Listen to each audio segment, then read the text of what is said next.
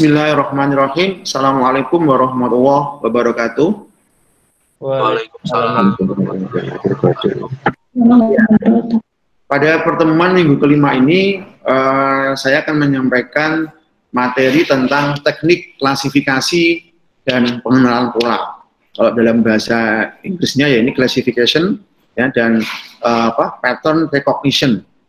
Ini sebenarnya dalam mata kuliah computer vision atau di pengolahan citra digital itu kita bisa kita bisa buat menjadi sebuah ini ya mata kuliah yang tersendiri, karena memang pengenalan pola itu bisa jadi satu mata kuliah 2-3 SKS. Tapi di Unisbank untuk kurikulumnya memang belum mengenal materi ini, sehingga kita gabungkan jadi satu dengan computer vision, yang intinya ya kita memberikan pengenalan secara dasar bagaimana pattern recognition itu difungsikan ketika kita akan kembangkan untuk implementasi di computer vision.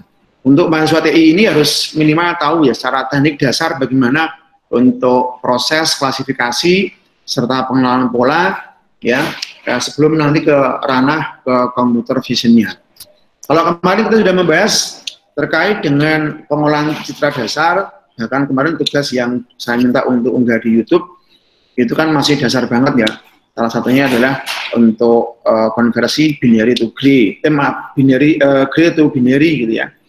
Dan saya sudah baca semua tugas Anda, dan ya intinya itu hanya untuk merefresh kembali dari materi pengolahan citra dasar ya, yang seseorang yang mengambil mata kuliah ini harus paham dulu tentang pengolahan citra digital dasar. Nah, untuk di klasifikasi dan pengenalan pola, jadi kita nanti akan belajar sebenarnya secara umum itu teori atau konsepnya adalah mengenai pola dan ciri. Kemudian ada klasifikasi dan deskripsi, ada teknik pendekatan dan pengenalan pola, ada juga komponen sistem pengenalan pola, perancangan sistem pengenalan pola, dan juga aplikasi atau implementasi pengenalan pola. Nah, tolong diperhatikan, nanti di akhir sesi saya akan memberikan tugas, ya, karena dalam satu semester itu kan minimal ada 2 tugas. Nah, ini mungkin tugas yang kedua, nanti akan saya minta Anda untuk presentasi di minggu depan, per kelompok ya. Nah, nanti tugasnya seperti apa, nanti saya akan sampaikan di akhir sesi. Tolong diperhatikan. Ya, jadi secara umum bahwasanya dalam computer vision, sebelum nanti kita mengenal yang namanya ekstraksi fitur, ada identifikasi gitu ya, itu di tengah-tengah jalannya setelah proses yang namanya akuisisi data atau proses pengambilan data awal ya dari sensor, transducer atau kamera gitu ya, itu ada proses yang namanya nanti preprocessing ya. Salah satu proses preprocessing itu nanti bisa berlanjut ke teknik klasifikasi dan pengenalan pola ini ya. Masuk sebentar.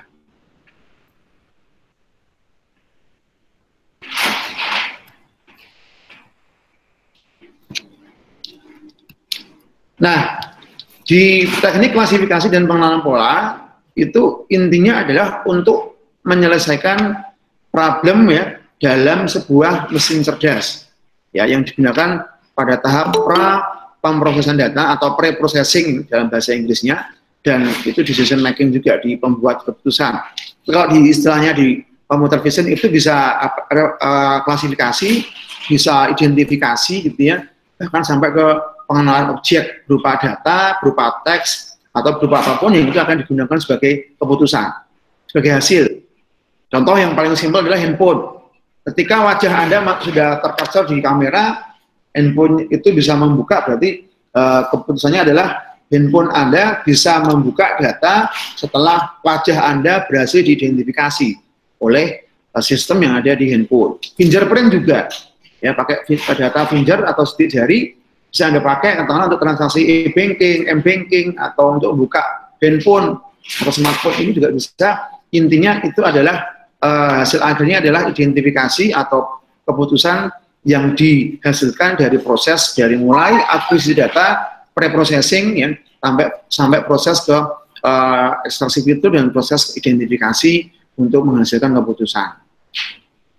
Nah, TKPP ini atau disebut dengan teknik klasifikasi pengenalan pola ini adalah suatu ilmu pendeskripsi atau pengklasifikasi atau pengenalan dari pengukuran. Sifatnya adalah matematis nanti ya. Dasarnya adalah matematis, seperti kemarin kita contohkan adalah dari citra grid atau biner, itu juga ada persamaan matematisnya. Sebentar, ada yang masuk lagi. Maksimal jam 9 ya, saya batasi. Kalau nggak masuk, tidak saya allow nanti di sini. Ya. Kemudian kalau kita membahas tentang pengenalan pola, ya kita harus tahu dulu apa sih pola.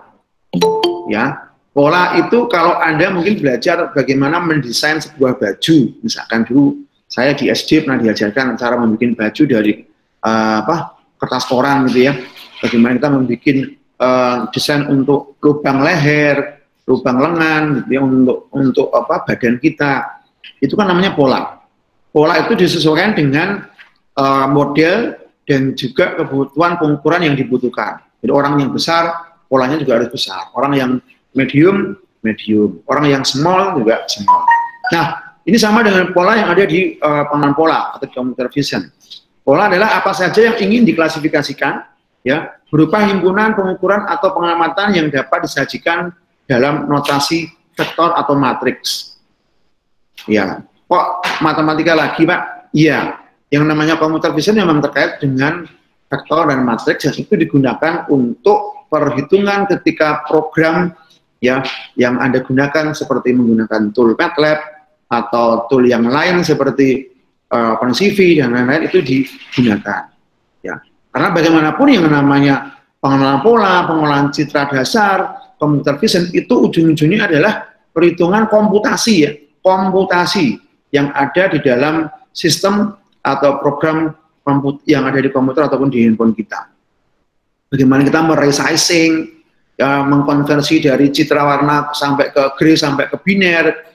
Bagaimana kita menentukan deteksi tepi dengan perbandingan gradasi citra pixel dalam gradasi warna yang berbeda dari 0 sampai 255 atau 8 bit misalkan, atau 2 bit atau 3 bit misalkan. Nah, itu semuanya memang dihitung oleh komputer secara komputasi ya, menggunakan persamaan matematika.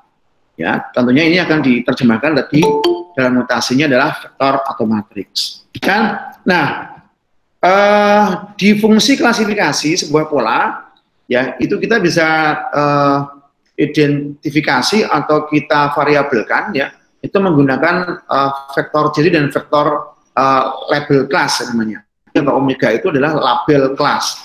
Nah, di mana fungsi ini yang akan nanti diterapkan, diimplementasikan oleh sistem yang ada di programming atau di pemrograman komputer kita masing-masing. Ya, jadi sebenarnya yang Anda nikmati, Anda manfaatkan di handphone, ya, di laptop, ketika Anda belajar AutoCAD, belajar Corel Draw, belajar bagaimana meresizing gambar yang ada di galeri handphone yang akan Anda kirimkan melalui WhatsApp, ya, atau mungkin ke email, atau Anda sekedar merubah warna, menambahkan, itu semuanya adalah proses yang secara umum dia adalah variabel-variabel yang digunakan untuk ini, ya, perhitungan matematika ketika proses yang namanya gambar itu dimodelkan atau diproses untuk menjadi output yang lainnya.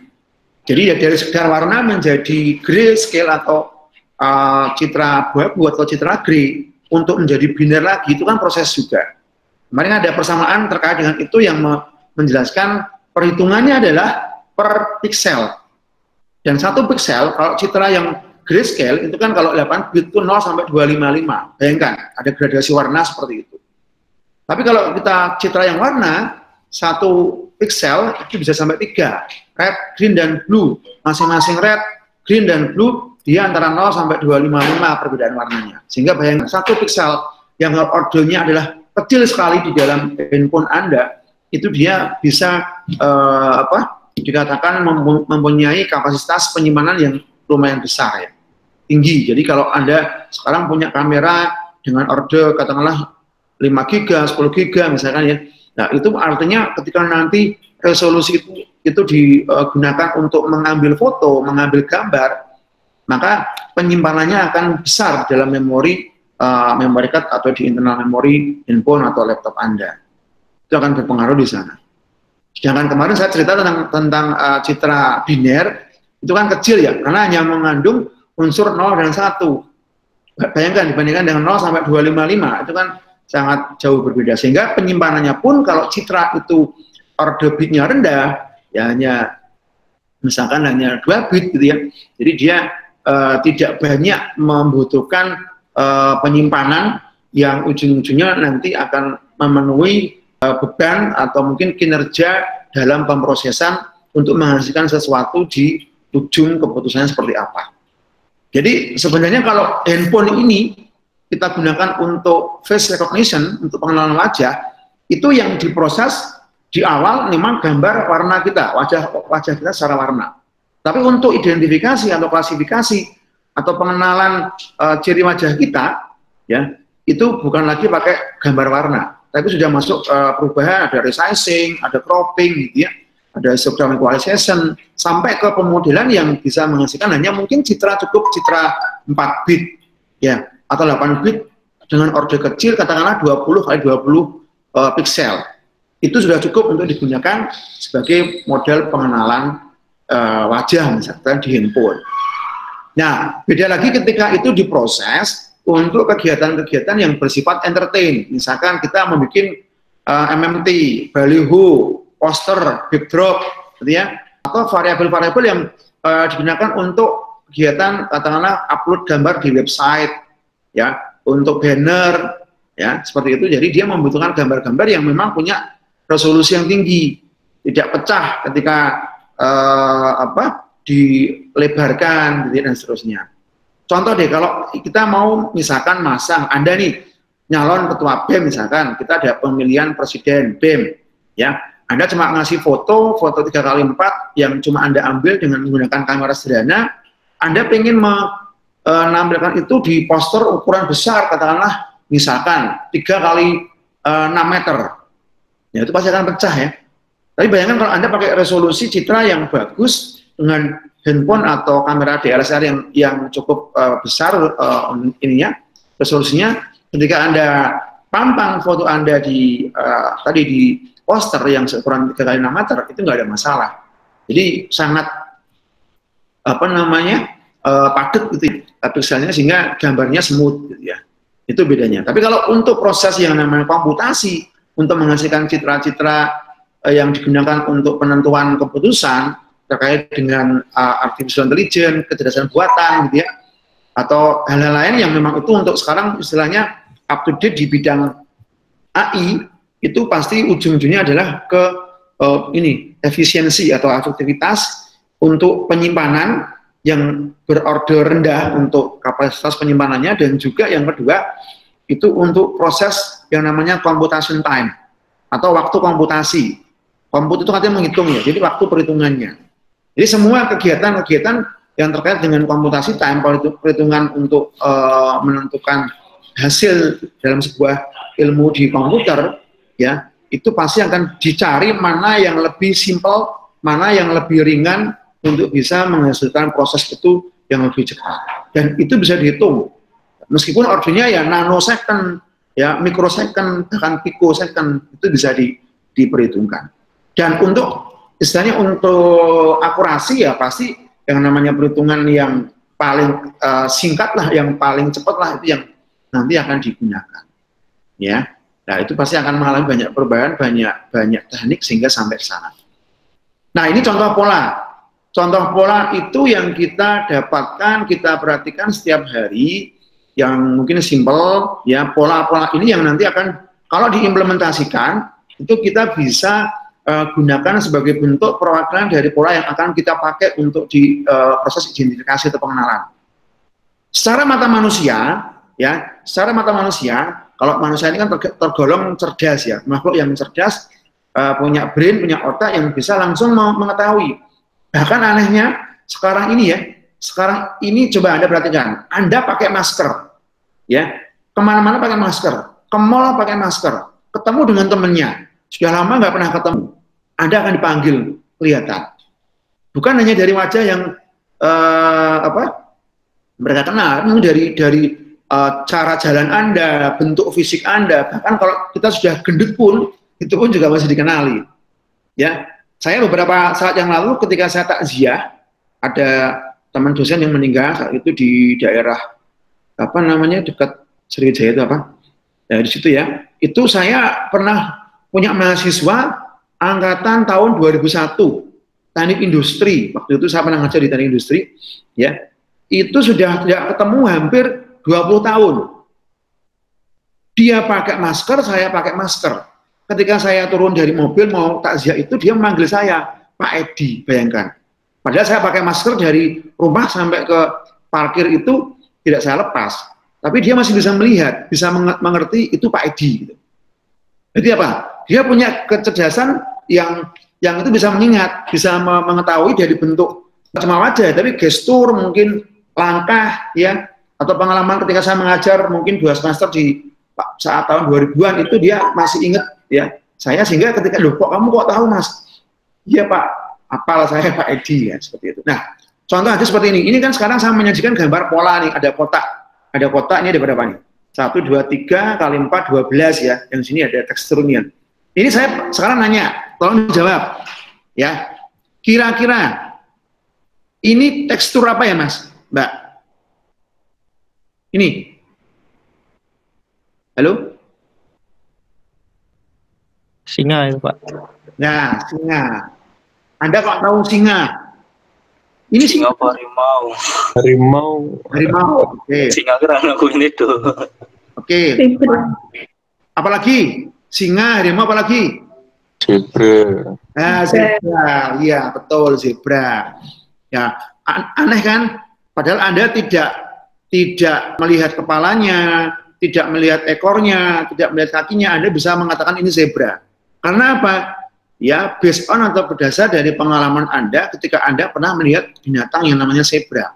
Mungkin juga bisa harimau sih, kalau memang harimau yang dorang juga ada. Kalau yang ini apa? Ini apa ini? Yang bawah? Cetak itu Pak, macan tutul. Cetak, macan tutul. Oke. Anda yakin? Ini cetak macan tutul?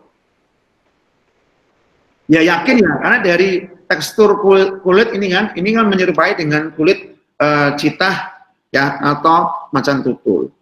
Kalau ini apa? Yang ini? Bata itu Pak, tembok. Bata, tembok. Oke, kalau ini? Rajutan itu Pak. Rajutan. Karpet Pak. Atau mungkin kain ya. Serat karpet. Oke, karpet. Oke. Kalau ini apa? Ini sidik jari itu Pak. Sidik jari. Kalau yang ini? Jejak kaki hewan. Kenapa? Di singa Pak. Kaki singa ya. Oke, kalau ini? Chord gitar itu Pak kan. Oke. Gitar. Ya. Jadi gini. Tolong Anda pahami coba. Ketika Anda semua dari kelas yang saya ajar pagi ini, saya minta untuk mendeskripsikan, mengenali pola-pola ini, bahkan hanya kotak kecil, ordernya katakanlah ini 40 piksel kali 40 piksel, itu Anda bisa menjelaskan detail ini tekstur atau pola apa. Pertanyaannya, bagaimana kita mempelajari pola dengan menggunakan tool yang ada di komputer? Persis Mas. Cuma yang jadi permasalahan manusia atau orang atau kita atau orang IT itu adalah bagaimana untuk merepresentasikan data yang kita peroleh ini, gambar ini, untuk bisa tadi loh, seperti Anda menyebutkan, oh ini zebra Pak, oh ini macan tutul Pak, oh ini batu bata Pak, oh ini jidik jari Pak, oh ini chord gitar. Nah itu kan hal yang tidak mudah. Mungkin ini sama persis ketika Anda mengajari adik kita atau anak kita yang masih baby, balita gitu kan. Ini saya yakin anak saya yang sekarang umur 4,5 tahun nggak paham nih. Saya tanya ini apa Dek? Ini apa Dek? Itu sama persis dengan komputer yang kita akan kerjakan ya, yang belum paham tentang bagaimana ini pola ini dikenali.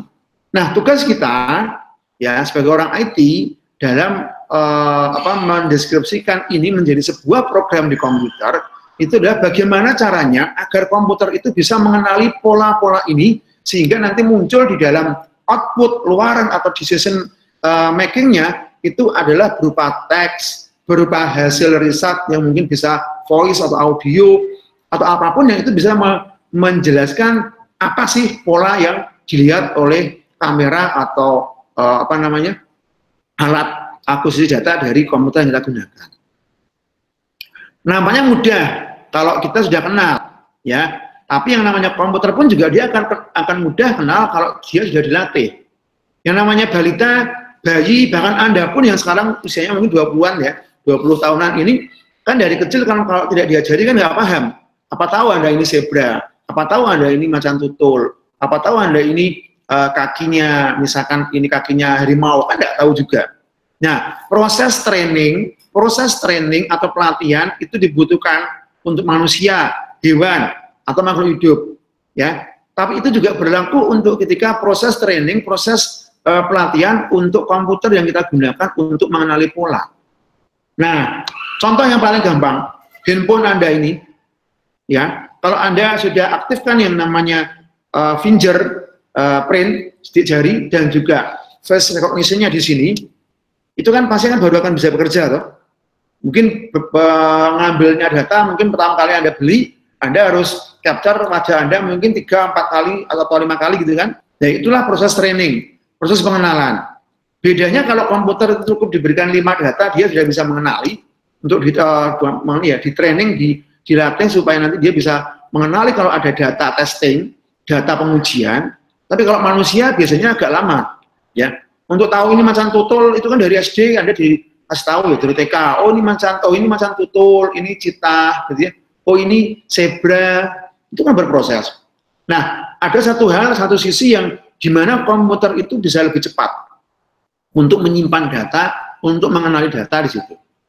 Nah, inilah pola-pola seperti inilah yang akan nanti kita gunakan dalam computer vision, sehingga implementasi sistem harinya itu nanti akan bisa dipraktikkan dengan mudah dari tool-tool yang kita gunakan. Nah, sebenarnya skripsi itu tuh bisa dari seperti ini, Mas, Mbak. Misalkan Anda bikin alat, bikin sistem yang ketika ini Anda masukkan atau Anda capture pakai kamera, di sistem Anda langsung bunyi kamera macan tutul, misalkan. Ketika Anda klik di sini hewan zebra, misalkan. Anda klik di sini kaki harimau. Ya, itu bisa audio, bisa teks. Itulah, itu bisa jadi sebuah skripsi yang sekali lagi karena memang ini banyak yang sudah pada ambil skripsi, bahkan ada yang lulus tadi, ada yang masuk ke jurnal Sinta ya. Memang ini hanya sekedar mungkin tambahan pengetahuan ya.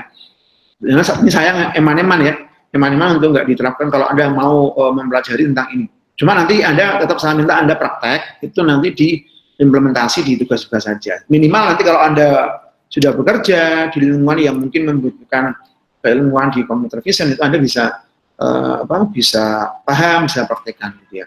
Termasuk begini, tanda tangan ya, yang mungkin ini bisa sekarang dijadikan alat untuk ini validasi gitu ya. Misalkan untuk kalau tanda tangannya nggak sesuai, berarti ini nggak bisa dikeluarkan, misalnya nggak bisa dicetak, itu bisa jadi ya. Jadi memang model-model pola inilah yang nanti diharapkan itu bisa digunakan, dimanfaatkan ya untuk kebutuhan yang menggantikan fungsi mata manusia, menggantikan fungsi pikir manusia, ya, sehingga itu bisa diimplementasikan menjadi sebuah sistem yang menghasilkan sesuai mirip dengan apa yang dipikirkan oleh manusia. Nah, ini kan kemarin sudah ya, barcode, ada QR code, quick response code, itu ya, pengenalan pola-pola dan seterusnya.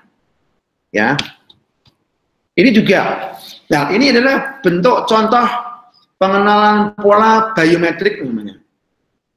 Kenapa ke biometrik? Ya, biometrik itu artinya terkait dengan hal-hal yang bersifat ini melekat pada makhluk hidup. Kebetulan ini kan biometrik itu kan kita mengenalnya manusia. Ya. Jadi manusia itu kan punya sistem atau utilitas atau atribut yang itu dapat digunakan sebagai bentuk pola yang disebut dengan pola biometrik. Jadi yang paling simpel yang banyak digunakan, yang sudah diimplementasikan adalah pola fingerprint atau sidik jari. Ya, jempol Anda, jari kita itu kan tidak semua, bahkan 2 miliar manusia yang sekarang ada di bumi, itu hampir semuanya tidak ada yang sama.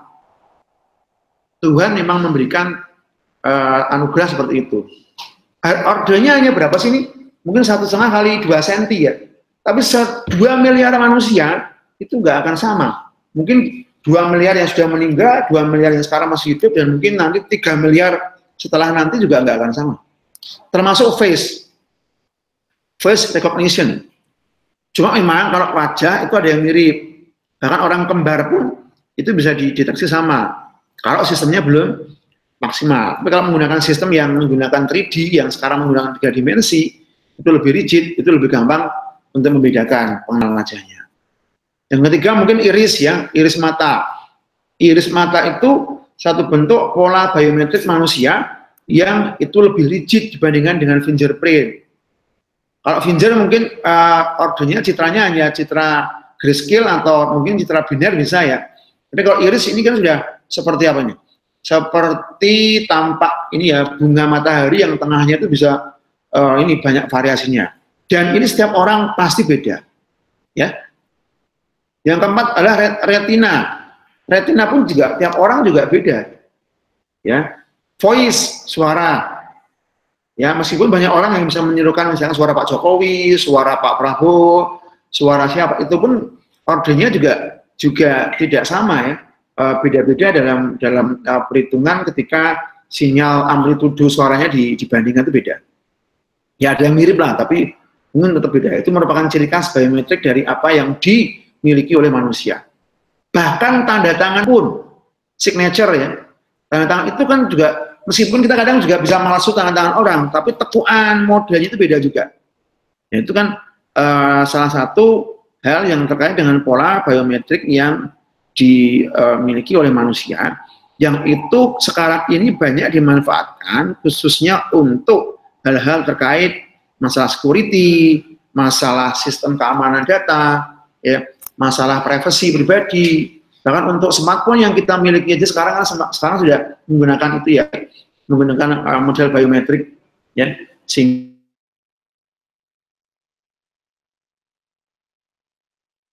sebelum kita hilang atau dicuri orang, itu orang harus merestart kan, harus menguninstall sehingga data-data Anda aman. Nah, itu fungsi salah satunya untuk keamanan data. Nah, bicara mengenai pola, itu kita bicara mengenai yang namanya ekstraksi fitur atau ekstraksi ciri. Mungkin Anda pernah mendengar ekstrak buah manggis, ya, ekstrak temulawak, ekstrak jeruk, dan sebagainya. Ada nggak yang tahu apa artinya ekstrak? Mas Dilan tahu nggak artinya ekstrak itu apa? Mbak Dia? Tahu nggak artinya ekstrak itu apa? Salah nggak apa-apa, nggak saya kurang nilainya. Halo? Sari mungkin Pak. Sari, iya betul, sari. Ekstrak itu sari. Sari buah manggis kan ekstrak buah manggis sama kan? Ya, intinya kalau sari itu berarti kan kalau buah-buahan ya dipotong kulitnya ya, dideplok ya, atau diperes, diambil sarinya, ya itu ada ekstrak, proses ekstraksi namanya. Hasil ekstraksi namanya ekstrak. Sama, di citra, di gambar, di image dalam pengolahan computer vision itu kita mengenal yang namanya ekstraksi ciri. Ya, ciri itu apa? Ciri itu karakter, ciri itu hal yang terkait dengan atau mencerminkan dari sesuatu yang kita lihat. Misalkan ini, saya punya ini apa nih? Tempat minum. Orang kan mengenal ini tempat minum gitu ya. Karena tahu cirinya. Cirinya apa? Oh, cirinya bentuknya bulat, panjangnya ya kira-kira ini katakanlah 20 cm, ya. Lah, masuk tempat minum gedenya 1 meter, itu namanya tong sampah gitu ya. Jadi kan kita tahu cirinya. Misalnya ini juga. Ini apa ini? Anda tahu nggak ini apa? Halo, kelihatan nggak? Botol spray bukan Pak itu? Iya, botol spray. Ini hand sanitizer ya. Mereknya Antis misalkan.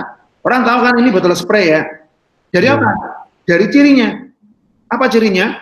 Ya cirinya menyerupai botol, ya bentuknya nggak besar, ya ada misalnya ada tutupnya, ada dalamnya ada pipa atau selangnya, orang langsung nyebut, oh itu botol spray, ya, atau tempat untuk hand sanitizer, atau nyebut antis lah misalkan, itu enggak apa.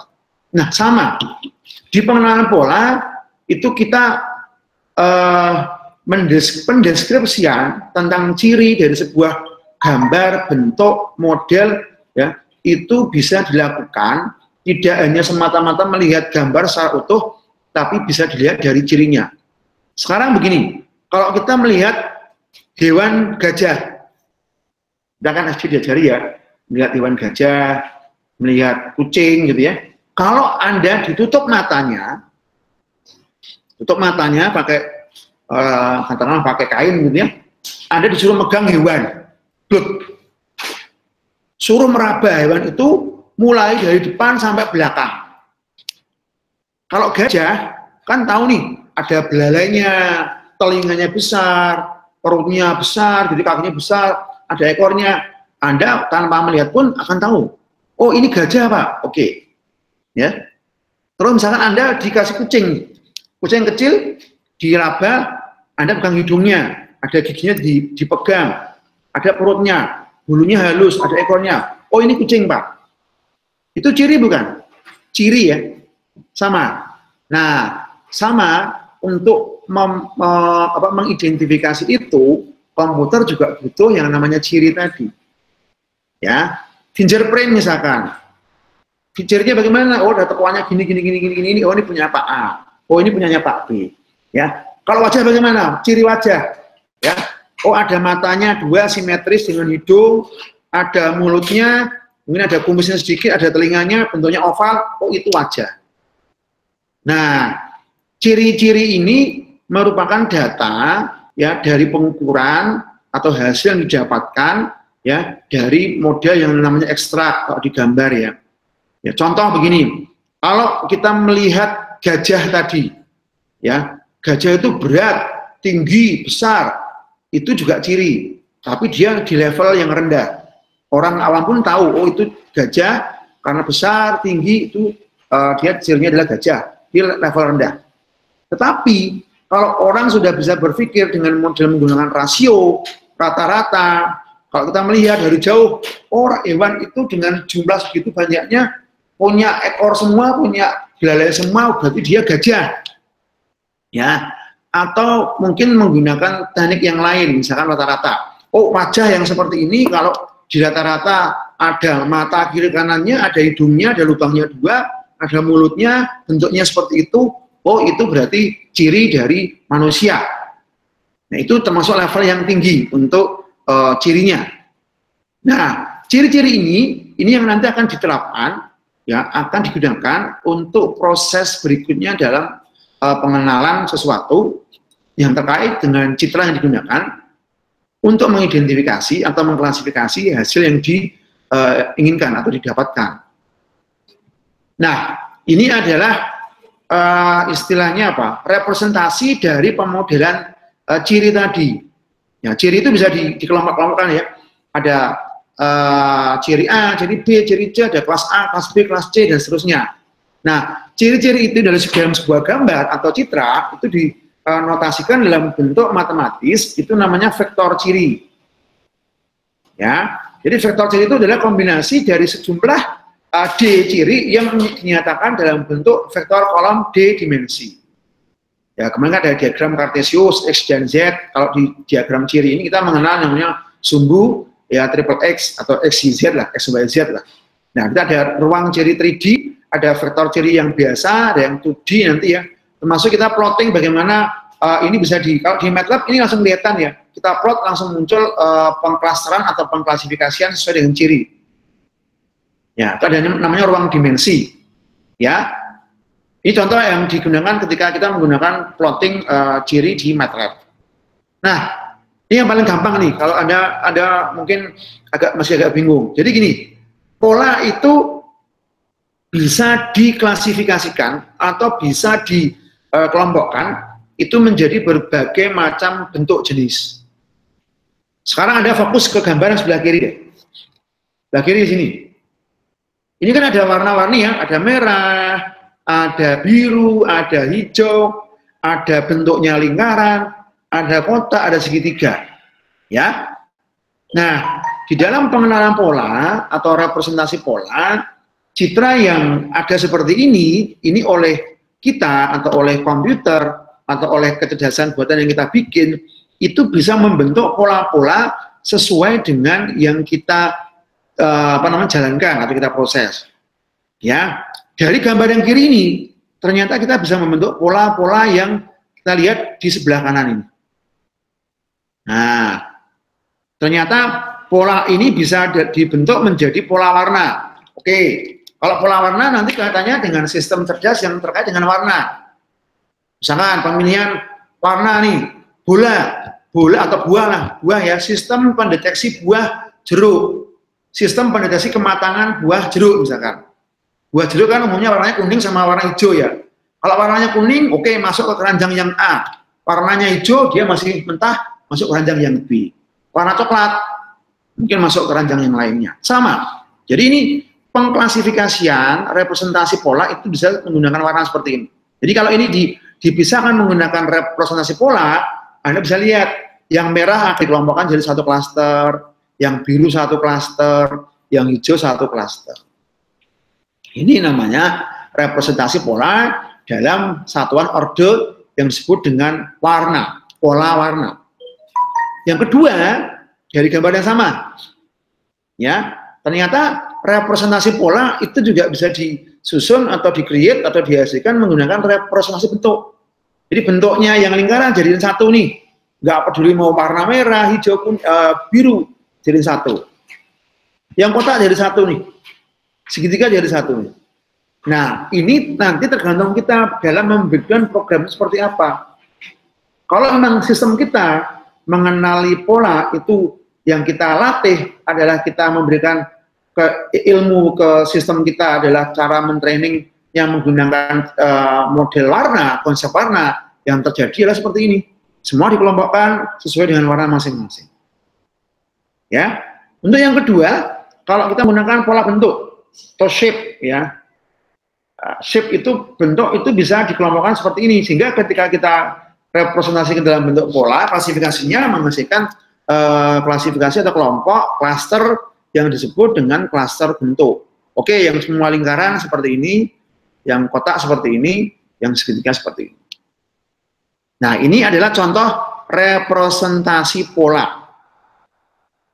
Kalau kita kan sekarang hanya sudah mempelajari itu gampangnya saja ya. Yang penting handphone sudah bisa mengenali wajah, fingernya jalan, oke, kan gitu. Tapi kan kita nggak tahu nih proses dasarnya seperti apa. Padahal kalau kita pelajari yang namanya proses dasar, ya seperti ini.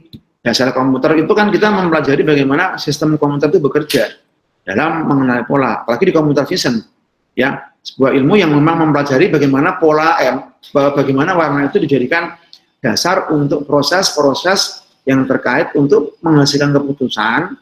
Ya, atau result ya berdasarkan proses-proses mulai dari yang namanya akuisisi data, pre-processing, ekstraksi fitur sampai ke klasifikasi atau identifikasi. Nah, ini contoh istilahnya pernyataan tentang klasifikasi ya. Jadi apa itu klasifikasi? Itu penetapan masukan ke dalam satu kelas berdasarkan pada ciri. Jadi tadi kan ini kan cirinya kan ini. Inilah ciri. Cirinya apa? Cirinya warna. Ini apa? Cirinya bentuk. Nah, ini adalah penetapan masukan atau klasterisasi ke dalam satu kelas berdasarkan pada ciri. Nah, pengenalan itu atau untuk mengelompokkan itu, nah ini PR kita sekarang. Bagaimana ya Mas, Mbak, cara untuk mengelompokkan tadi? Kalau manusia kan gampang, ya. Manusia ketika Anda menjadi tim quality control untuk mengetahui jeruk misalkan, Anda kerja sebagai tim QC di pabrik dengan menggunakan mata Anda, ya, untuk melihat jeruk mana yang matang, jeruk mana yang setengah matang, jeruk mana yang sudah busuk, jeruk mana yang masih mentah. Itu kan gampang, pakai tangan toh. Oh ini merah, tung, ini hijau, tung, gitu kan, selesai. Nah itu kan dasar manusia. Tapi kalau kita menggunakan mesin, ya kita bagaimana mengajari mesin itu untuk bisa menjelaskan, oh ini loh yang warna merah masukkan ke kiri, si mesin bekerja. Hijau kanan, yang sudah busuk ke kotak yang satunya lagi. Itulah proses training yang harus diberikan ke sebuah mesin ya untuk mengenali pola. Ya, jadi pengenalan adalah kemampuan untuk mengklasifikasi atau tadi mengelompokkan, mengklasterkan. Ya, deskripsinya adalah cara lain untuk klasifikasi di mana satu deskripsi struktural masukan itu diinginkan. Ini ada contoh namanya pelabelan sinyal ECG dalam bentuk PGRS dan T. Ya. Nah, teknik pendekatan pengenalan pola itu ada berbagai macam sebenarnya. Ada statistik, ada jaringan saraf tiruan, ada struktural dan sintaksis dan seterusnya. Itu digunakan untuk pendekatan pengenalan polanya. Sebentar ya. Ini sendiri juga. Sudah. Sudah ini sendiri juga. Iya. Sendiri. Ini Sudah. Oh. Iya. Ini. Tolong Mbak. Maaf ya. Oke, jadi untuk teknik pendekatan pengenalan polanya itu ada statistik, ada jaringan saraf tiruan, ada struktural atau sintaktis, ya. Yang ini beberapa pendekatan ini nanti digunakan sesuai dengan kebutuhan. Mungkin ada yang pernah belajar tentang GST atau mungkin sekarang yang skripsinya tentang GST. Jadi banyak kan GST itu seperti apa. Ada yang menggunakan model namanya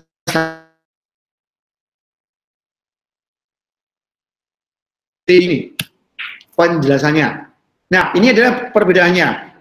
Ini adalah tadi GST, ya, neuro itu kan saraf ya, jaringan saraf tiruan di sini. Ada yang statistik yang kedua dan juga ini struktural atau sintaktis tadi. Sebuah notasi gambar karakter huruf A saja, ya, itu bisa modelkan ya atau diklasifikasikan atau dirubah untuk digunakan pendekatan 3 hal. Yang pertama untuk neural. Jadi huruf A seperti ini yang diantara A ini kan huruf ini kan ada di berbagai macam piksel ya. Ini mungkin ordernya katakanlah ini berapa nih? Ini 14 kali 14 misalkan. Jadi huruf A ini kalau di dalam karakter input mungkin 20 kali 20 gitu ya. Ini bisa klasifikasikan itu menggunakan model GST tadi. Nah, ini prosesnya di jaringan saraf tiruannya. Ya, sehingga menghasilkan gambar yang seperti ini. Ya, atau pola yang seperti ini. Atau menggunakan pola yang namanya struktural dan sintaktis tadi. Dia menggunakan pola seperti ini. Panah, sehingga X-nya menghasilkan seperti ini. Ini model ya, model. Yang ketiga, kita menggunakan yang lebih kompleks lagi namanya statistical. Ya. Jadi ini kita menggunakan ada yang namanya ekstraksi fitur interseksi, ada right oblique lines, ada left oblique line dan seterusnya. Sehingga outputnya katakanlah kalau diplotting menggunakan MATLAB itu kira-kira seperti ini. Dengan satu citra huruf karakter A saja itu kita bisa berbagai model kita bisa yang namanya klasifikasikan. Atau dengan pendekatan dari 3 ini. Saya nggak akan detail menjabarkan ini karena ini satu ilmu sendiri ya, di GST, ya ini juga statistik juga ilmu sendiri, ini juga, tapi intinya apa? Bahwasanya untuk pendekatan, untuk pengenalan pola, itu ada minimal ada 3 hal ini yang kita lakukan. Kalau statistik berarti dia pola-pola diklasifikasi berdasarkan model statistiknya. Jangan GST itu meniru dari sistem saraf manusia, jaringan saraf tiruan, atau strateginya adalah black box misalkan. Ya, dan melakukan pelatihan pola-pola data dan mengenali pola data baru yang belum diketahui kelasnya. Sedangkan yang struktural atau sintaktis itu menganggap hubungan timbal balik adalah lebih penting, tetapi tidak mudah untuk mencari hubungannya. Nah, teknik-teknik ini digunakan untuk pengenalan pola tadi. Pak, kok rumit Pak? Anda nanti mungkin tidak perlu belajar secara rumit ini ya. Tapi intinya kalau Anda nanti sudah tahu implementasi, ya, karena implementasi itu Anda silakan nanti pelajari dengan baik. Oh, ternyata modelnya seperti ini. Nanti tugas yang akan saya sampaikan itu tidak detail seperti ini yang harus Anda ceritakan, tapi minimal Anda tahu, oh ternyata pengenalan pola itu dapat digunakan untuk dapat menggunakan teknik seperti ini untuk menghasilkan sistem yang seperti ini. Ya, nanti tugasnya akan saya sampaikan di akhir sesi ya. Nah, ini adalah komponen-komponen dari sistem pengenalan pola. Jadi intinya itu kalau yang namanya pengenalan pola, ya itu ya mulai dari sensor itu bisa kamera, bisa transducer yang lain, bisa alat scanner, dan lain-lain ya, yang digunakan untuk yang namanya mengakuisisi data, mengambil data berupa citra digital yang nanti digunakan untuk diproses selanjutnya. Ada yang namanya proses segmentasi. Segmen itu kan artinya memisahkan. Ya, kalau wajah kalau kita ambil ya mungkin karena wajahnya itu cukup besar diambil, karena kita butuh kepalanya saja sampai ke telinga, segmentasikan, dipisahkan, hilang, atau di cropping gitu ya, yang dipakai hanya kepala saja atau wajah saja, menghilangkan belakangnya. Ya. Yang ketiga ada yang namanya proses ekstraksi ciri. Tadi, jadi bagaimana kita mengekstrak ciri itu menjadi satu hal yang itu bisa dilihat tanpa kita harus melihat secara keseluruhan, ya, itu bisa mendeskripsikan kalau itu sesuatu yang kita sebut misalkan. Jadi ciri itu gini, saya memegang gajah tanpa menggunakan mata, kita ditutup matanya, dengan kita hanya memegang belalainya saja, itu berarti dia gajah, itu yang namanya ciri. Kita memegang ini, botol spray atau hand sanitizer ini, tanpa saya melihat, saya memegang ada handphone, ada hand sanitizer ini, saya pegang, saya mau butuh nyemprot tangan, saya pegang dua seperti ini, yang saya pegang ininya, cuma ujungnya kelihatan seperti ini, oh ini saya ambil karena ini adalah yang akan saya gunakan. Ya, itulah cirinya. Atau botol, cirinya apa? Oh agak gede, nah, ini saya ambil ini botol. Ya, jadi kalau ekstraksi ciri itu adalah bagaimana cara kita mengekstrak, mengambil sari dari ciri-ciri yang mewakili dari struktur atau model dari benda atau image atau citra yang ada di situ. Tanpa harus kita representasikan semuanya. Ya, bayangkan untuk mengenali seseorang kalau cukup hanya dengan fingerprint atau wajah, kan tidak harus difoto semuanya. Oh ini si A, si B tidak perlu. Tapi cukup dengan wajah saja difoto. Oh ini si Pak A, oh ini si Pak B. Itu namanya ekstraksi ciri. Nah, ekstraksi ciri ini banyak sekali macamnya ya. Kalau saya belajar tentang pengenalan wajah itu banyak banget. Ada ekstraksi ciri menggunakan PCR, menggunakan wavefront, menggunakan apa namanya macam-macam ya. Itu ada 3D PCA dan sebagainya. Itu yang digunakan. Dan nanti Anda mungkin kalau ada yang belum mengambil skripsi itu dapat dimanfaatkan. Hanya dengan merubah ekstraksi ciri saja itu dapat dikatakan bisa dijadikan sebuah skripsi misalkan. Ya, yang berikutnya kalau sudah dikenali cirinya itu baru diklasifikasi, diidentifikasi ya di akhir sesi adalah yang namanya tadi keputusan bahwasanya kalau tadi gajah kita pegang belalainya itu sudah hasil dari ciri ekstraksi itu gajah, sehingga nanti di hasil akhir itu adalah muncul tulisan gajah. Atau mungkin kata di sistem kita bikin suaranya, suara gajah. Atau mungkin apalah yang itu menunjukkan itu gajah. Gitu ya, dan seterusnya. Sama kayak handphone tadi. Kalau ini mengenali wajah Anda, kan handphone akan terbuka. Kita bisa menggunakan WA dan seterusnya. Itu di sistem pengenalan pola. Nah, di dalam pengenalan pola sendiri, sensor itu ada banyak ya. Ada menggunakan kamera, mikrofon, ada apa namanya transducer yang lain seperti misalkan scanner dan lain sebagainya, itu yang dipakai. Ya, sistemnya tergantung pada bandwidth, resolusi dan juga sensitivitasnya.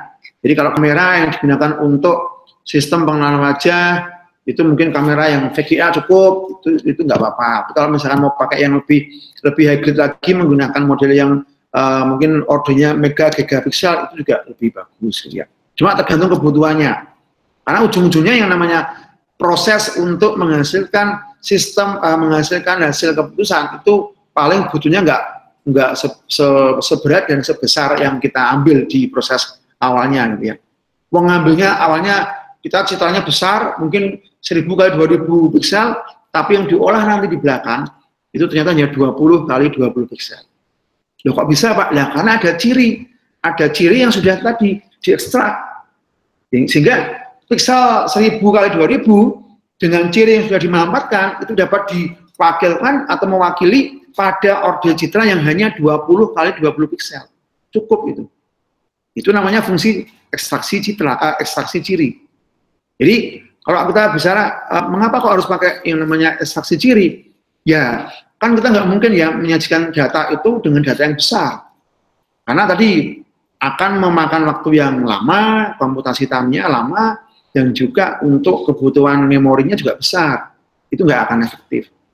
Tapi kalau cirinya dari citra atau objek itu kita sudah ekstrak jadi kecil dan bisa untuk ditampilkan di dalam citra yang ukurannya 20 kali 20, misalkan, itu sudah bisa dikenali, oh ini jeruk yang matang, ini jeruk yang nggak matang, itu sudah cukup mewakili. Ya, jadi sensor itu nggak begitu urgent sebenarnya, tapi cukup mewakili lah kalau kita mengambil gambar yang cukup valid, ya itu bisa. Tapi ini juga harus sensor ini hati-hati ketika saya pernah punya teman S3 di UGM itu, dia meneliti tentang ini, citra dari jenis-jenis batang kayu. Ya, jadi dia itu risetnya gini, risetnya dia memotong batang-batang kayu yang ada di dinas kayak perhutani ya, di Bogor itu dia mendapatkan sampel itu sekitar mungkin 50 potongan kayu. Ternyata dia sistem yang dia bikin itu dia bisa mengenali. Dia pakai kamera. Kameranya cukup kamera sensitif ya, bukan kamera yang VGA, tapi kamera yang memang punya resolusi tinggi ya, itu dibutuhkan. Karena apa? Ternyata tekstur dari yang namanya kayu itu sangat detail. Contoh nih, kayu sengon dibandingkan dengan kayu jati itu tingkat kerapatannya sangat beda. Ya kenapa kayu jati mahal ya? Karena ternyata memang rapat. Jadi kita zoom pakai kamera itu pun dengan detail zoomnya berapa ratus kali itu dia masih punya apa namanya kerapatan yang luar biasa. Kalau kayu sengon di zoom agak besar dikit dia sudah pecah-pecah. Ya pasti ya karena memang beratnya pun juga beda kan. Jadi kalau kita punya kursi dari kayu sengon dan juga kayu jati itu kan pasti akan berat kayu jati karena partikelnya ternyata cukup padat di situ sehingga itu membutuhkan kamera atau sensor yang bisa mengenali, bisa mendeskripsikan itu dan kalau dicirikan itu nanti bisa lebih bagus gitu ya. Nah ini juga ada namanya segmentasi tadi. Jadi pola akan dipisahkan dengan baik dan tidak akan terjadi tumpang tindih datanya. Tadi ini ekstraksi ciri adalah penajaman perbedaan cirinya. Ciri tidak akan berubah karena pengaruh translasi, rotasi dan penskalaan ya. Jadi kalau wajah saya ini diambil menggunakan citra dengan resolusi katakanlah 1000 kali 2000 ya, dengan diekstraksi fitur atau ekstraksi ciri harusnya hanya menggunakan citra 20 kali 20 piksel itu nggak akan berubah bahwa itu ya ciri wajah Pak Edi. Nah gitu. Sampai sini paham nggak yang disebut dengan ekstraksi ciri? Halo?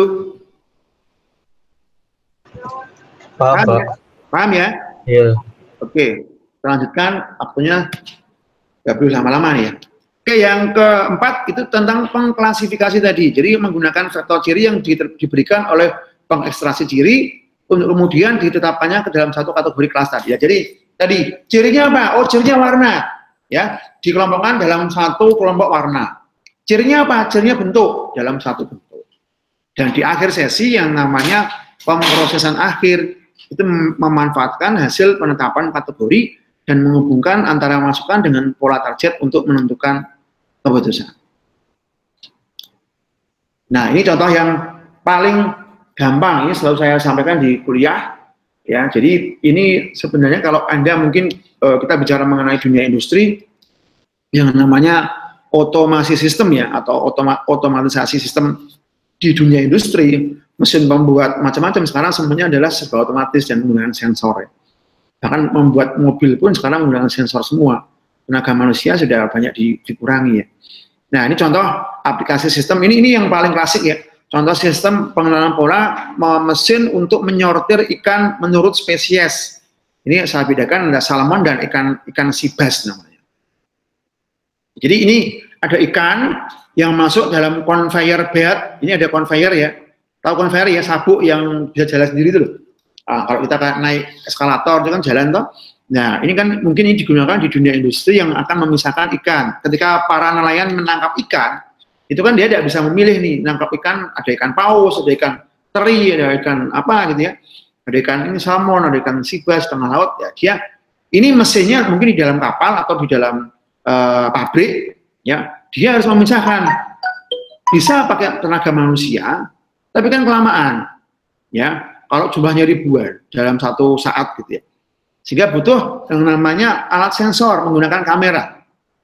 Ketika ikan, misalkan ikan salmon itu misalkan berwarna berwarna agak putih gitu ya. Sedangkan ikan yang sibas itu warnanya agak gelap gitu ya. Oleh kamera dia akan mendeteksi. Kamera mengirimkan ke komputer. Berdasarkan proses training atau pengenalan sebelumnya yang sudah diajarkan di komputer di sini, maka komputer akan memberikan instruksi ke dalam robot, sistem AI-nya, sehingga robot akan memilih, oh yang ikan salmon kanan, masuk ke sini, ikan sibas kiri, nah, dan seterusnya. Itu prosesnya seperti itu. Ya, itu yang paling gampang, kalau saya selalu menyatakan di kuliah, seperti itu.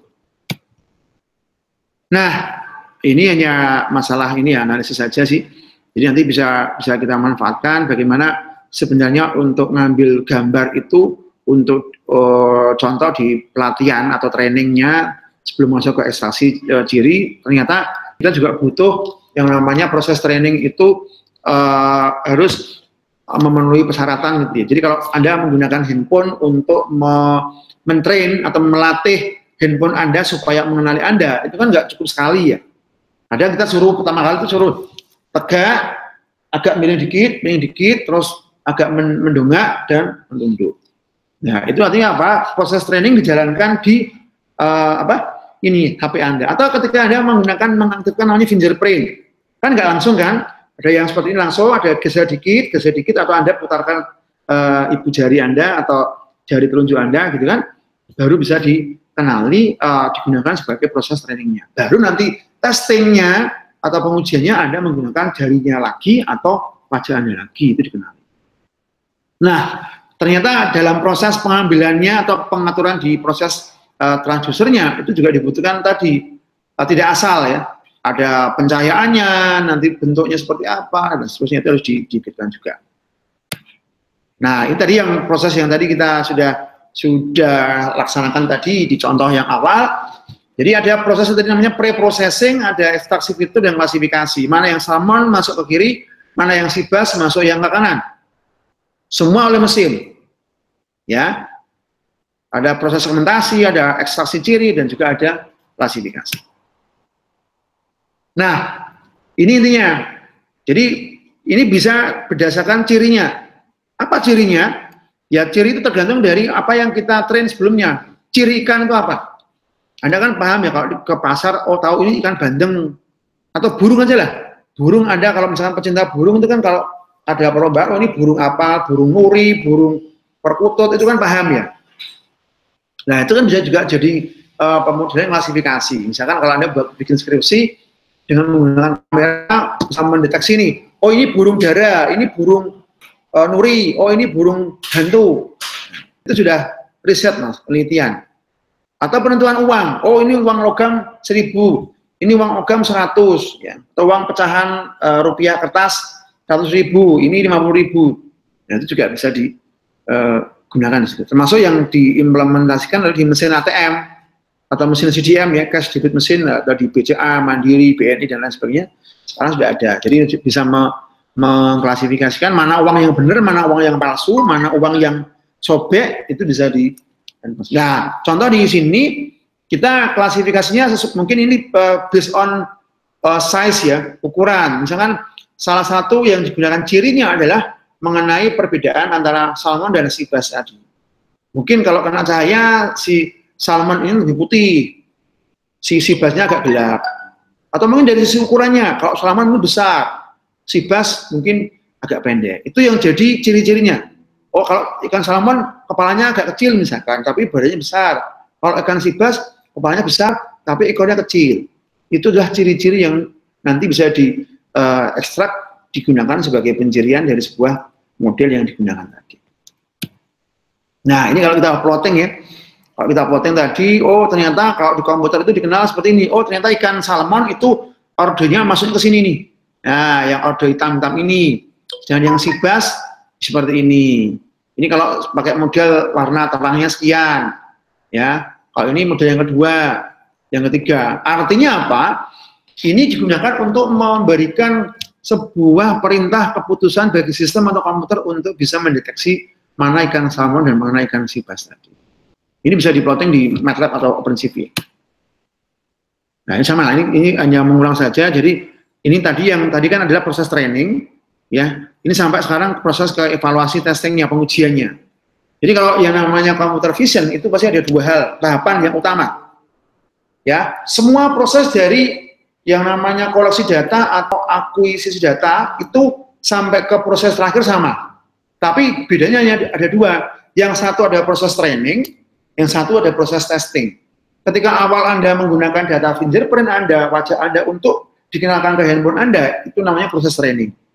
Tapi kalau Anda gunakan tiap hari itu buka WA untuk buka handphone, itu namanya proses testing.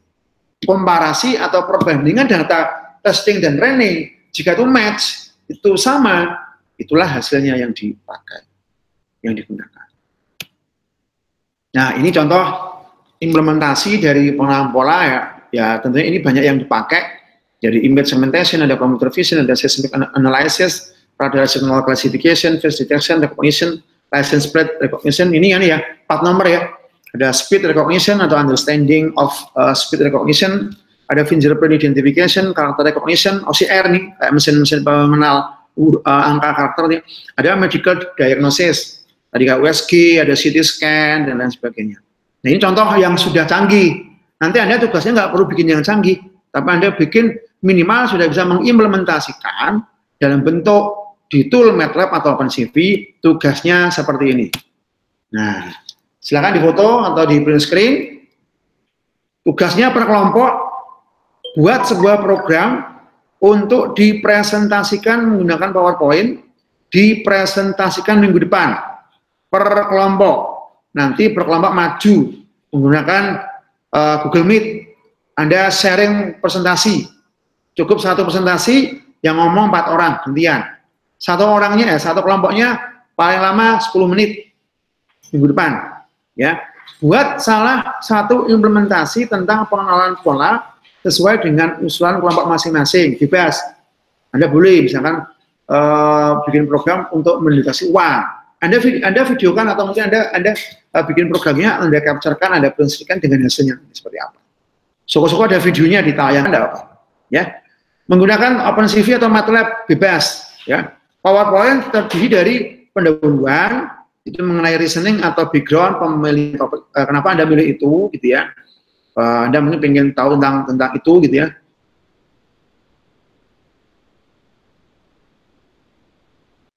Cara kerjanya bagaimana dari implementasi itu, ada juga penjelasan tentang program dan demo hasil implementasi yang diajukan.